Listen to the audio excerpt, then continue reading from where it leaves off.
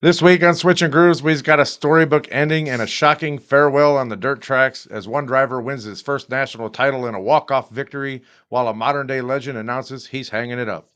Then we'll head over to the high banks of Talladega, where teamwork, strategy, and survival were just the name of the game. One driver punches his ticket to the championship four, while a massive wreck leaves some of the sport's biggest stars in a must-win scenario with their seasons on the line. I'm Russ Fritz. And I'm Nathan Johns. And we're telling you to strap in tight because this isn't just racing. This is Switching You're Grooves. switching grooves.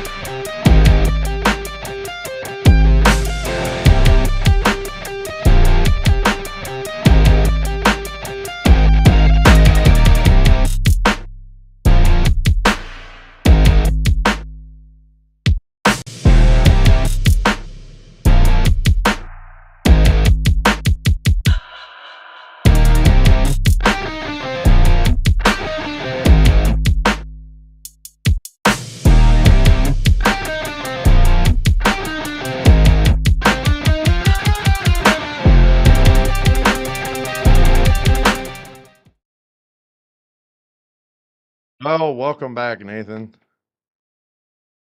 Oh, you're muted.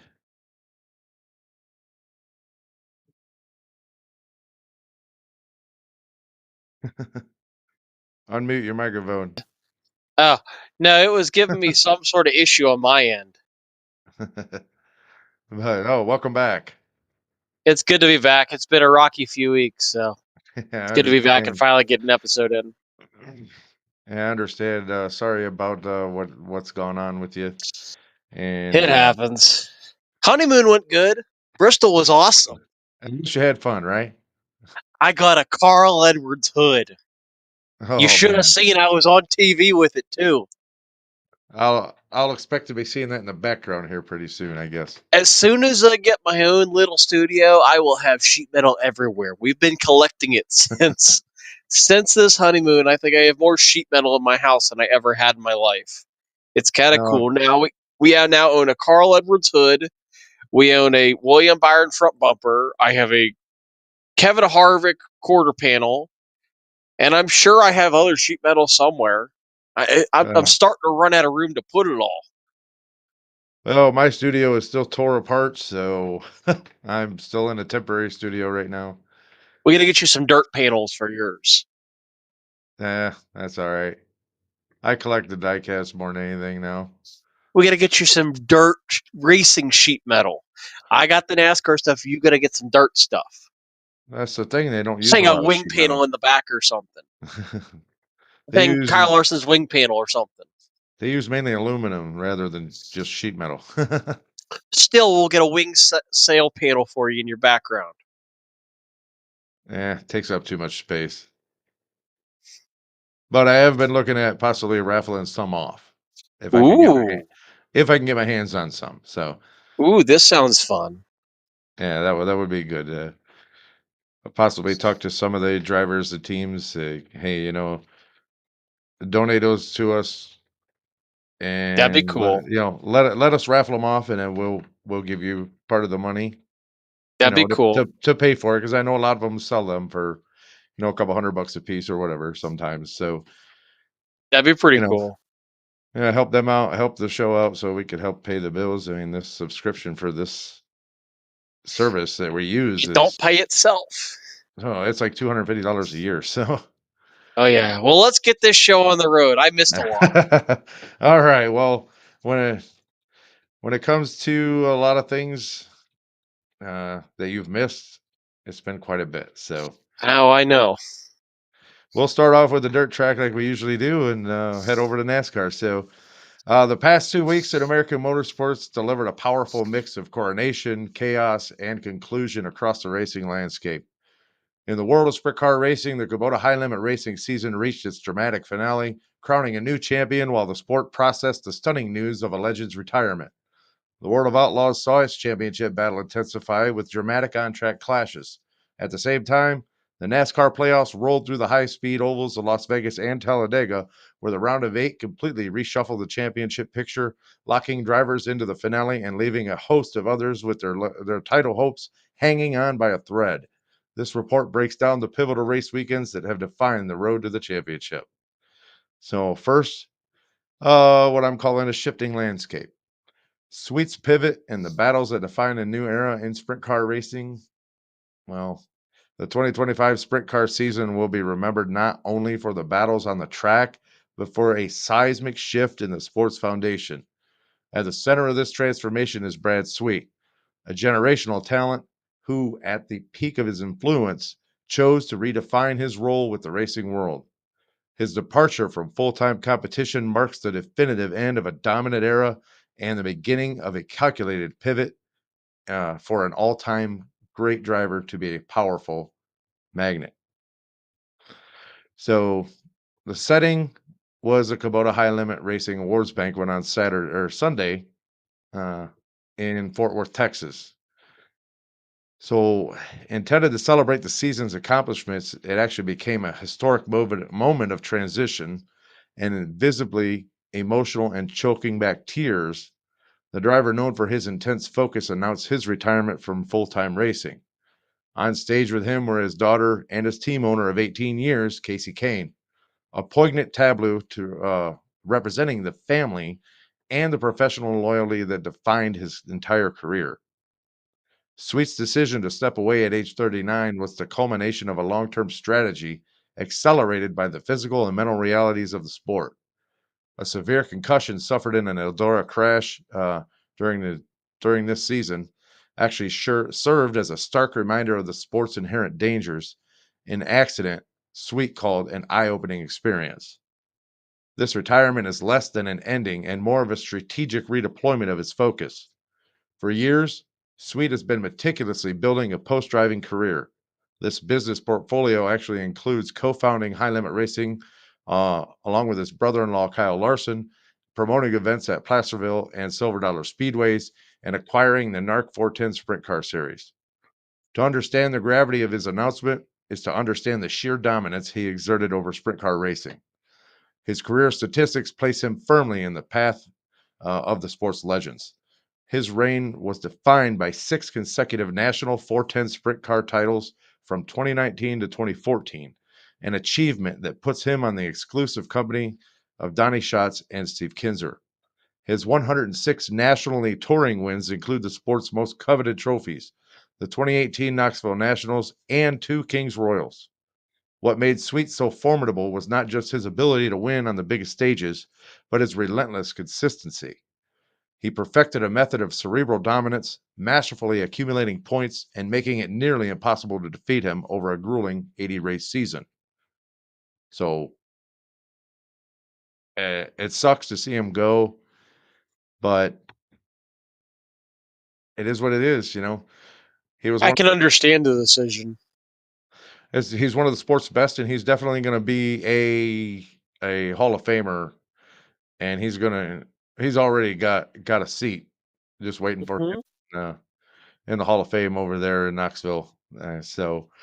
Uh, Brad, hey, we're sorry to see you go full time. We look forward to seeing you on track in your part time schedule, and good luck with your business ventures, buddy. You know, you're going to do a good job.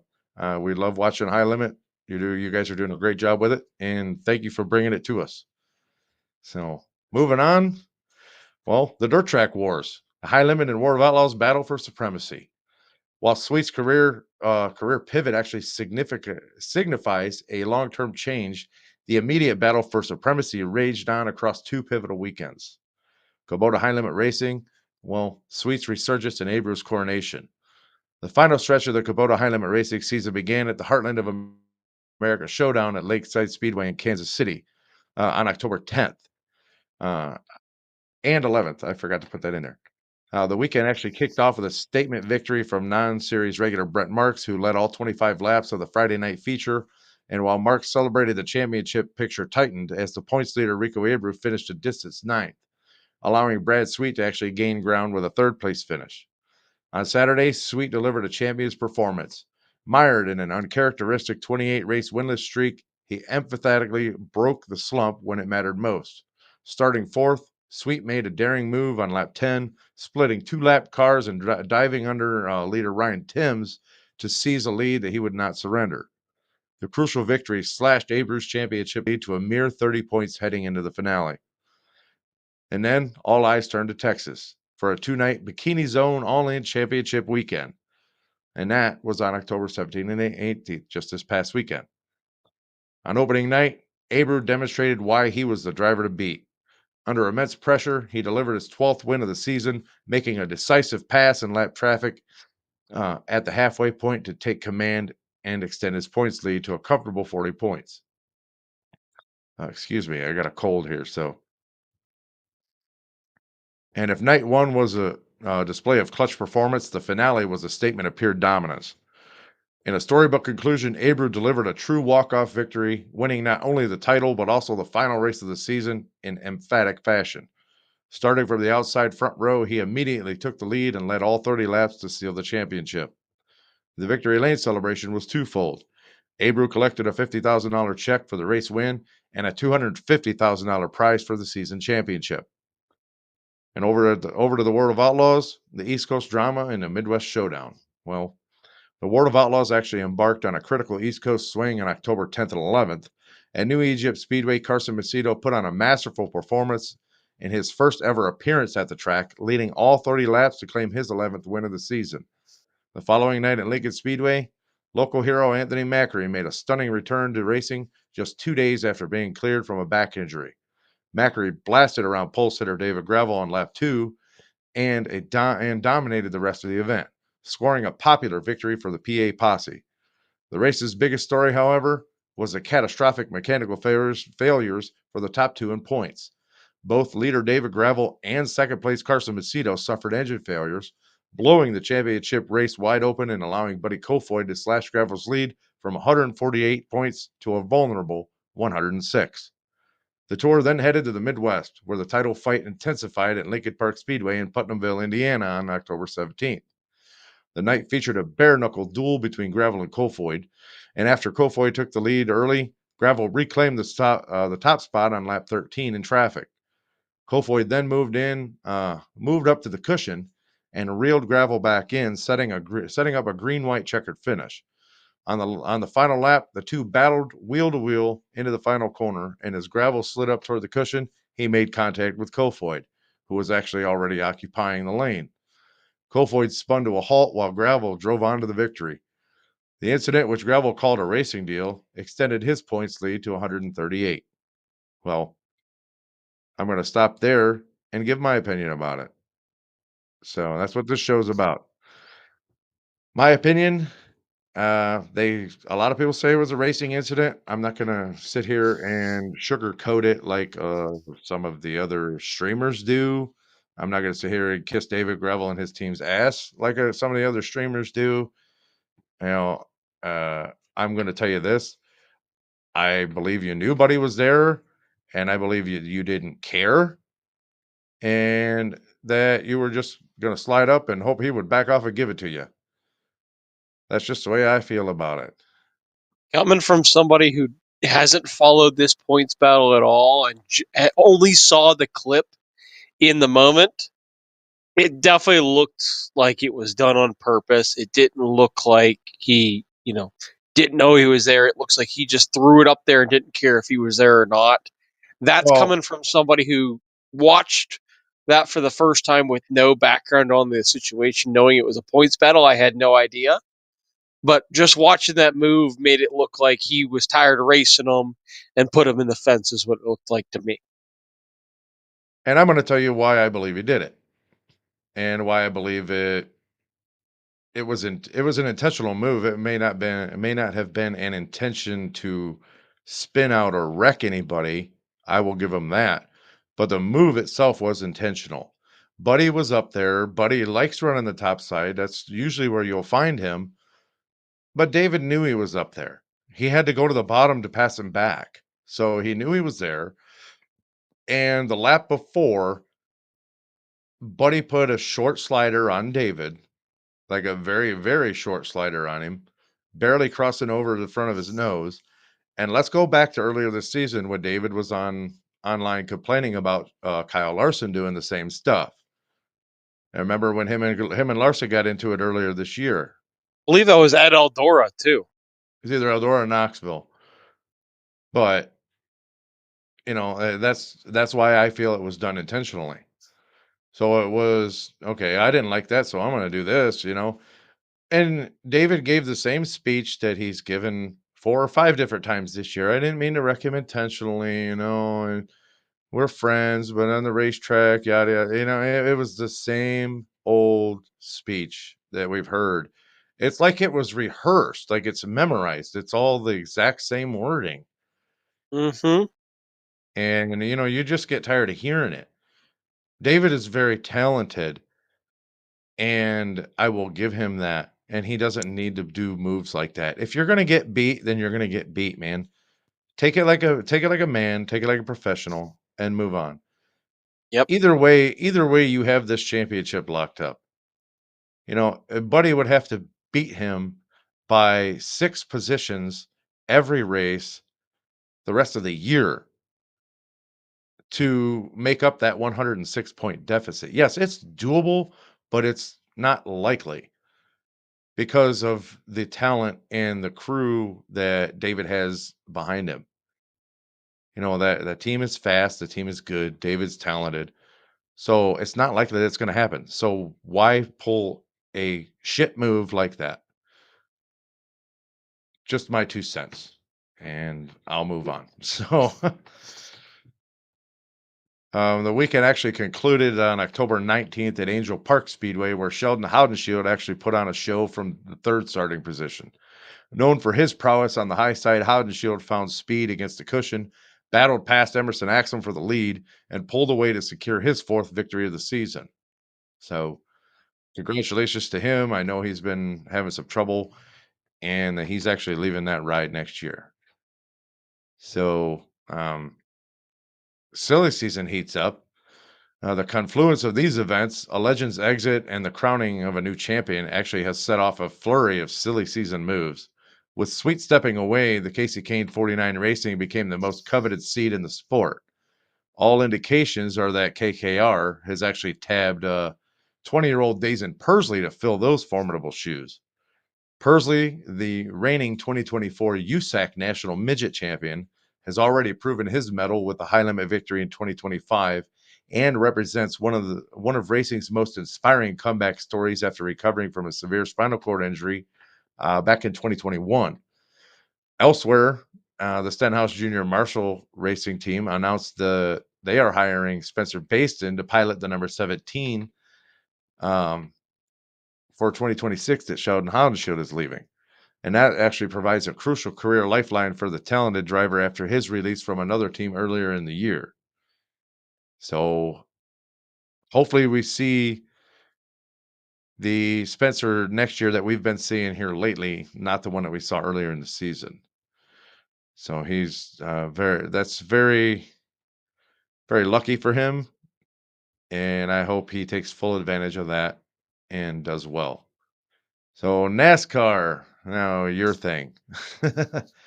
NASCAR playoffs, the high stakes and heartbreak in the desert and on the high banks. So the round of 8 in NASCAR playoffs were delivered 2 weekends of high speed drama. And first was at Las Vegas Motor Speedway, and then at the Drama notorious. is a very, very light word I would use in that one. It's a very light term. Well, then we move on to the notoriously unpredictable Talladega. So let's first go with the duel in the desert at Las Vegas on the 11th and 12th. The Xfinity Series race on the 11th actually saw Eric Almirola hold off 19-year-old Connor Zilisch in a thrilling display of racecraft. So Almirola actually led a race high 107 laps and made the winning pass with 9 laps to go, securing his 3rd victory of the season and locking his Joe Gibbs Racing number 19 into the Owners' Championship finale. For the drivers, Zilich's runner-up finish extended his points lead, while the battle for the final transfer spot tightened up considerably. On Sunday, Denny Hamlin delivered a milestone victory in the South Point 400, and the win was the 60th of Hamlin's career, tying him with Kevin Harvick for 10th on the all-time win list, and it automatically punched his ticket to the championship 4.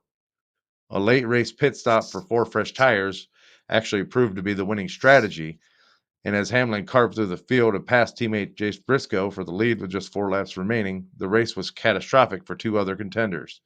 An accident relegated William Byron to a 36th place finish, while an early wreck ended defending champion Ryan Blaney's day, leaving both with a virtual must-win situation. So that was an absolutely I still want to give my 2 cents on the William Byron crash and the follow-up, the fallout that came out after that. Well, that's where I'm headed right here. I'm stopping for comments because that was absolutely ridiculous that For anybody who doesn't know the story, and I'm going to start this as a neutral party. From what the news has showed, the past evidence, there was a move made from the middle lane to pit road from Ty Dillon. Now, to be fair, coming from the second lane to pit is normally a bad thing, but that was not the most egregious move of the day. Michael McDowell, I guess, came from almost the third lane and tried to pit in front of SVG, which was way closer than it should have been to start with. He went more right than he did left to go down pit road, which is it was pretty bad. They almost wrecked the 42 in the process. Now, back to the current situation.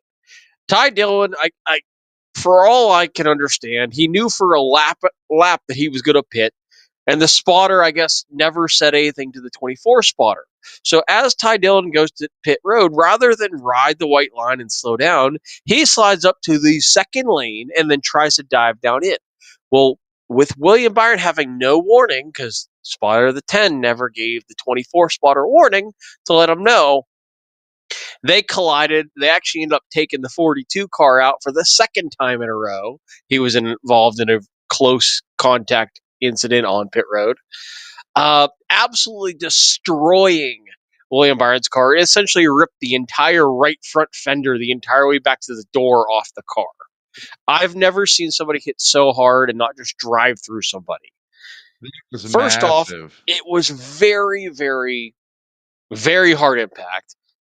And second off, the fallout from this, rather than, talk with the teams, obviously William Byron's crew says they had no warning.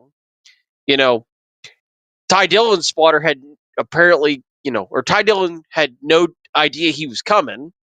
So neither one knew what happened. And, I guess Matt Collig stood up for his team and with the other side of his mouth fired the spotter when he got to Talladega. There was a tweet that went out from the spotter saying he got on a plane, flew to Talladega to get fired to fly back home. I will tell you, I was going to be really mad at the spotter and, tear him limb from limb with this.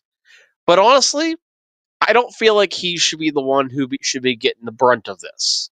I feel like Colleague Racing has way bigger problems they got to deal with than just firing a spotter. I mean, to be fair, the Dillon family, RCR, they've had problems, for Lord knows how many weeks in a row. Just stating the obvious that, that family just needs to retire for now. I mean, just be done. The whole RCR family, Dillon family, just Austin Dillon sucks as it is. No ifs, ands, or buts about it. Ty Dillon was the more talented brother at one point.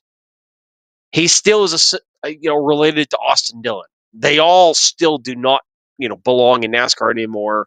They're just like the Cowboys. They're overrated. They were relevant in the 90s. Not relevant anymore. But I can't even defend Colleague for firing the spotter. You're going to defend your driver and then fire the spotter in the same sentence. Just be done. You're going to Truck Series racing. Just go race your Ram trucks and ram somebody else. That's the end of my rant with that. I have so much pent-up frustration for stupid moves like that on track. I've seen a lot of stupid moves in the last few weeks of NASCAR. That should be, top of the list. There's a lot of dumb ones, but Did you get that it off your that chest? You shouldn't no, have I'm missed. still mad about a lot of other things that have gone on, but that one really, really irked me. You shouldn't have missed so many episodes. Trust me, I'm glad to find the fact that that was only 2 weeks ago does not help my case at all. I am still pretty irate at Ty Dillon. And then, of course, we didn't even make it through stage one. And I think it was either Denny Hamlin or Ty Dillon came from the third lane while pitting at Talladega. We just talked about this. We literally just had this problem a week ago. Don't do that. Sorry, I'm screaming at myself. All right. Oh, hang on. Let's move on to the chaos of Talladega.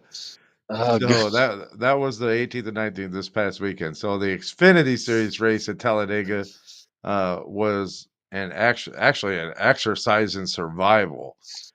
Yes. Austin Hill, a master of super speedway racing, actually swept both stages and won the race. But the real story was the playoff carnage behind him. A massive 10-car pileup on lap 15 collected 3 playoff contenders, including Sheldon Creed, Sam Mayer, and whose championship hopes might actually have taken a major hit. The chaotic results actually allowed Justin Allgaier and Connor Zilisch to clinch their spots in the championship 4 on points. And Connor Zilisch was still in a crash.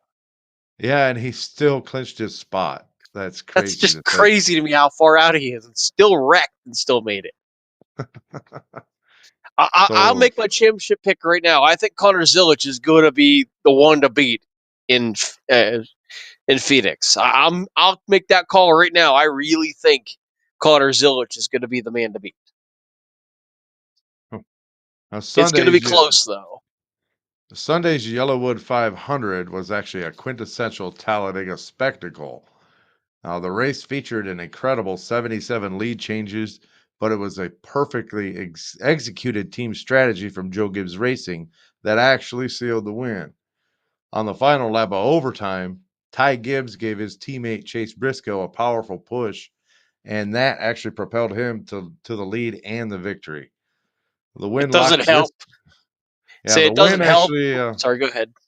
The win actually locked Briscoe into the championship 4, giving JGR 2 of the 4 spots in the finale, and the race was disastrous for Chase Elliott, who was collected in a 9-car crash on lap 51 and finished last, dropping him into a must-win position at Martinsville. So it doesn't help that Cliff Daniels can't do fuel mileage math. I had to say it. I am still seething about how that all fell apart. William Byron got screwed again. Never known Cliff to be that far off on fuel mileage like that, man. I mean, he was off by a whole half a lap. That was what surprised me. I mean, he said he'd have enough to get through the overtime 1 and maybe part of overtime 2. You missed it by like a whole 5 laps. Like they didn't run that long of a caution between the finish and the overtime, and you still were a half lap short at that, which is insane to me. It was just crazy. I mean, I do feel bad for Kyle Larson because he ran up front basically all day and still got shafted. And then, of course, you got Carson Hocevar just turning William Byron on the tri-oval to go from 5th to 26th. He somehow spun it across the line from that far back, which was impressive. But I mean, I would be the first time I'm not a big Kyle Larson fan. But what does it take for Kyle Larson to win on a super speedway? He has found every way to lose a race, and when there isn't any more, ways to lose a race, he finds another one. Whether it's in the catch fence, whether it's run out of gas, whether you get caught up in the big one, He has not found a way to finish a super speedway race yet. He finds a new way each time to lose. I can't hear you. We're having technical issues. Can he hear me? But yeah, I need to get that out there. Is that I'm not a big Kyle Larson supporter. I think he's overrated in NASCAR, but I do feel for him. He has somehow found a way to lose a race every single time when it comes to super speedways. No matter if he dominates the race, he still hasn't found the victory yet. He finds a new way to lose each time. It's crazy. I just, it baffles me. And I mean, on the note of crazy, and I'm going to just throw this out there because I don't know if it's in Russ's notes. AJ Allmendinger was involved in the big crash, I think, in beginning of stage 1. I think I heard Russ. Thought I heard him come back. What? But anyway, there you are. He's back. What? Oh, I can hear. So I've been here. What are you talking about? there was no just letting you audio rant. from you. Oh, okay. So, Oh, I had it muted. I was just sitting here laughing. Like, oh, there was no audio. I was confused. Anyway, so, you know, Allmendinger is involved in a crash on the back in turn 3. The car somehow makes it all the way around to turn 4 in the front stretch. The car is now on fire at this point. AJ Allmendinger is out of the car, laying on the ground. It took the AMR safety crew 35 seconds to get to AJ Allmendinger, and when they come into frame, they're just kind of trotting their way in, like, you know, he's already put the internet down, he's up walking around. The dude is laying on the ground next to a burning race car. Put a little pep in your step there, sir. I really wish I could defend them, saying that he was on the ground and 35 seconds counts from when the internet goes down to when you got to him. He was out of the car and on the ground for 35 seconds. Don't give me that crap. He was on the ground while the car was on fire, and you're just, moseying your way on in there. Like, come on, man. did that make you upset, Nathan? After Friday's incidents with Norm Benning's car being engulfed in flames, you would have thought they would have used all their energy on Friday to get to the car for a 74-year-old man rather than get to a car a little faster for AJ Allmendinger. They are on the ball for Norm Benning. They were sleeping at the fire extinguisher for AJ Allmendinger, and I feel bad for that man because he was hurting. They definitely dropped the ball, and I'm huge when it comes to the safety thing, and they need to either. It's unexcusable. They used to be so good. Sit those guys down and have a little chat with them. Like, okay. Well, was it somebody during the Xfinity race had a massive hit? They were on the ball with that. 2 out of 3, I guess, isn't bad, but still, 3 out of 3 when it comes to safety is way better. I have so many questions lately about NASCAR that being away from episode has not helped me answer or get rid of questions. They keep finding more reasons for me to question their actions. A lot. Did you also see that since you've been out, we haven't spoken a whole lot? You've been dealing with some personal stuff. So, did you see they actually released, not formally released, but some of the guys on the other NASCAR podcasts, the bigger ones, like not Dale Jr., but the other one. What's the other one? Door Bumper Clear. No, Door Bumper Clear and them. They have talked about what NASCAR is going to do for the points next year, and they're going to change that. And the champion will come down to the last 4 races of the season, I believe. I heard it was going to be 1 race, 3-3, and then 4. Or no, it's going to be one race, and then it's 3-3-3, I think it is, or something like that. I did see something about that, but I forget exactly how they're going to do it. I did see something about it. It'll definitely be interesting. And they have just released their San Diego layout. So I am excited about this. Yeah, you've I got am more very information on excited that. about that one. I actually did a deposit for these, and I finally I got the email the other day. I must have missed it, but I got the email that my purchase window comes up next week. Supposedly, pre-sale starts Thursday for some people. Mine isn't until Tuesday. I guess I was late to the party. So I'm okay with that. At least I have the opportunity to get tickets. Before my phone gets too low, because it is getting low, I do need to give the San Diego layout details. It is 3.4 miles, 16 turns. And I will give this disclaimer. The video that they gave versus the Google Maps version of it is way more deceiving than it looks to be. When it comes to the start-finish line, it is going to be somewhere between 4th Street and Quentin Roosevelt Boulevard on the tarmac. So it doesn't actually start on a street. It quite literally starts just in a part of the tarmac part of the base. But I looked it up on the map. They're calling it the Elias Start Finish, which is named after, I guess, the general that created the Coronado Naval Base, which is kind of cool. So it's going to go down towards the corner of Roosevelt. It's between Roosevelt and 4th Street. It goes down towards Stockdale Boulevard and to Rogers Road, which is turn 1. They make a left onto, now, if I'm pronouncing these wrongs, please don't, go after me in the comments because I do not know how to say half these. But they make a left onto Quarrier Road, and which is along Carrier Corner, which I thought was kind of creative with the naming.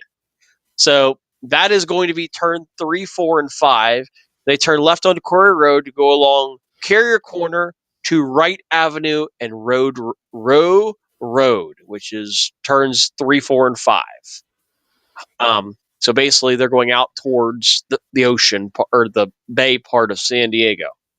Fun fact about turn 3. There is a Starbucks on the outside of turn 3, which I thought was hilarious because if you look at the map, it literally goes right through their parking lot and makes a left. So that was kind of comical for me. So then they make a right onto Souffle Street. I almost said souffle, which I don't actually know if that's spelled the same way, and enters the tarmac near the hangars at the Coronado Chicane. So they're going to make a right-hand turn onto Souffle Street and go around the hangars for the Coronado Chicane, and they enter into the tarmac. From what the video shows, it cuts across the tarmac and goes between the helicopters and the planes on Google Maps and makes a left-hand 90-degree turn onto Runway Road, which is very similarly confused to Rainbow Road, the more scary version. This is the less scary version of the Mario Kart Road. This is called Runway Road. For my gaming friends, you'll understand the joke. But that is turns 9, 10, 11, and 12. Now, this part you'll be able to Google on the map to kind of understand where this course is going. It is very, very, very deceiving based on their drawing, but following their layout versus where the buildings are. They will pass, it says on the map, heavy north, which is like a hangar on their base, to make turn 13 and cut across Reed Road to make the S's through 15 and 14 before they make a sweeping left to come back to the start finish for turn 16. The course itself, hopefully, the width of the track is not as deceiving as it looks, but the layout of the track definitely seems way bigger in the video than it is when you look at the map. It took me a second to register where the corners are, but there's only one, two,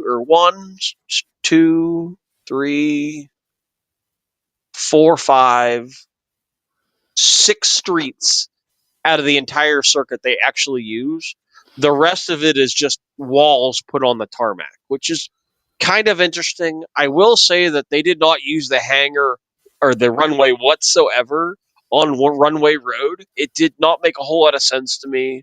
The actual runway it seems to be about another 50 yards out towards the coast versus where the track is. So they're not actually using the runway whatsoever. I know in some street courses they actually use the tarmac or the runway, but they're so far inward that I'm actually kind of surprised that they didn't go further out. I But will tell this is just the you, rendering. I don't know if it's official or not. Maybe they'll change it, but that's kind of a flaw in their naming is Runway Road isn't even on the runway. well, the thing I like about it is it looks like it's much wider than the The Chicago street course course. itself, the width of the track looks huge. Way bigger than I think. I think when it comes down to real life, it'll narrow up a little bit, but I still think Yeah. that's plenty of room, especially when they go across the tarmac. The tarmac part is way wider than I thought it was going to be, and there is a ton of runoff area.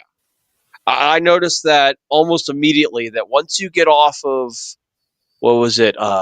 There's a 90-degree turn. I think it turns 6 to turn onto Souffle Street. That left hand corner has that right hand part. There is so much runoff to the left that it's insane. And then when they come into the chicane, there's it seems like you could almost put a parking lot outside of I think it's turn 8, 9, and 10. And then turn 12, it's a 90-degree turn, but you can literally go straight ahead and do a burnout right there. So that's probably going to be a huge area to do burnouts in. But there's at least 4 or 5 of them just between turns, I'm going to say 6, 7, 8, 9, 10, 11, and 12. There's a massive amount of areas where after a driver wins the race, they could do burnouts. I think those are going to be hot spots for viewing, and not just viewing, but post-race celebrations. There's going to be a ton of different areas to go do that stuff with. So Well, I'm kind of excited with how wide the track is because it's way bigger than Chicago. But I think there's going to be a ton of runoff area to be able to make passes and whatnot. absolutely. That's what I like about it is it looks like there's going to be a lot more areas for passing opportunities compared to Chicago. But the other thing that I found interesting was there are a lot more left-hand turns on this course than there were at Yeah, Chicago, there's a ton of left hand turns. and just a handful of right-hand turns, as well as now the pitting is the same as Chicago, where they pit to the right-hand side rather than the left-hand Watkins side. Glen also. Exactly, yeah. But I just compared street course to street course, but Yeah. yeah. So that's it. That's an interesting point. Plus, something I actually saw too. The truck race is actually not open to the public. It's going to be family and service members service members and their families, which I wonder if my brother can get me tickets. No, I'm just kidding. Shane, if you're watching this, I won't turn down a pair of tickets to the truck race. So, well, that'll be pretty interesting too. But I mean, I'm hey, excited about it. I know that based on looking at the map around the base, it is not going to be very easy to find places to stay around it.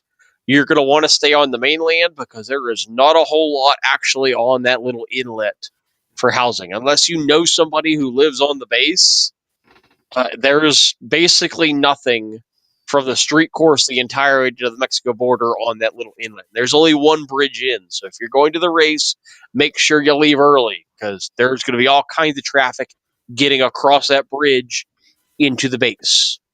It is not going to be an easy task. so.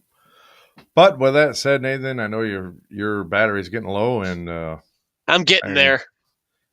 And we're just about out of time anyway. So I will actually give my what do I want to call them? My little takeaways and my conclusion on all of this. So, first, a new king is crowned as Rico Abreu actually capped a dominant season by winning the final race at Texas Motor Speedway to secure the 2025 High Limit Racing Championship. And that was actually his first national sprint car title. An icon steps away immediately following the High Limit finale, and that's six-time national champion Brad Sweet. So he's stepping away from the full-time sprint car racing, marking the end of an era for one of the sport's most dominant drivers in history. The playoff locks and upsets, well, Denny Hamlin at Las Vegas, Chase Briscoe at Talladega won their way into the NASCAR Cup Series Championship 4. Meanwhile, the disastrous finishes for Ryan Blaney, William Byron, and Chase Elliott have left them in must-win situations heading into Martinsville. And the championship battles intensify, with Brad Sweet's victory at Lakeside tightened up the high limit points race heading into the finale, while the catastrophic engine failures for David Gravel and Carson Macedo at Lincoln blew the World of Outlaws title fight wide open. A controversial last lap incident between Gravel and Buddy Kofoid at Lincoln Park actually added another layer of drama to the season-long battle. And Super Speedway mastery and mayhem, well, that's Austin Hill's specialty. He continued his dominance on drafting tracks, winning the Xfinity Series race at Talladega. The unpredictable nature of pack racing led to major crashes in both NASCAR races and significantly impacted the playoff standings. And my conclusion, well, the past 2 weeks have actually served as a powerful testament to how pressure reveals character and decides outcomes on the racetracks of America. In the world of sprint cars, fans witnessed both a coronation and a farewell. Rico Abreu's dominant, methodical march to the High Limit Championship was actually a study in sustained excellence. That celebration was quickly followed by the stunning news of Brad Sweet's retirement, marking the end of his era.